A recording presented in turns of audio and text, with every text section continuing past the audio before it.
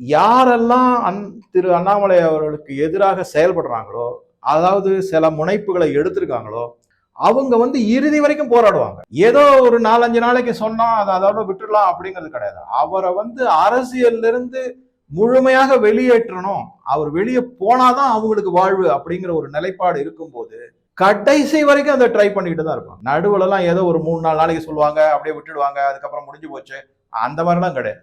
இது அவர் அரசியல் இருந்து அவரை கம்ப்ளீட்டா முழுமுற்றாக அவரை வெளியேற்றிட்டோம்னா நம்ம வழக்கம் போல இந்த பழைய பாஜக எப்படி இருந்துச்சோ 2 சீட்டு 3 சீட்டு ஏதோ கொஞ்சம் அங்கங்க பொருள் சம்பாதிக்கிறது, பல தன்னுடைய ஆளுமையை காமிக்கிறது, அந்த மாதிரி அதே மாதிரியே இருந்துடலாம்.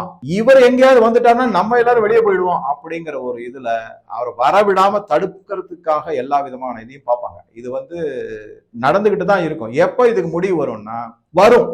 எப்படி வரும் அப்படிங்கிறத விட எப்ப வருங்கிறத விட எப்படி வரும் அப்படின்னு பார்க்கலாம். எப்ப முடிவு வரும் அப்படின்னா மக்கள் அவருக்கான பாதுகாப்பை கொடுப்பாங்க. பதவி அப்படிங்கிற ஒரு பாதுகாப்பை கொடுப்பாங்க.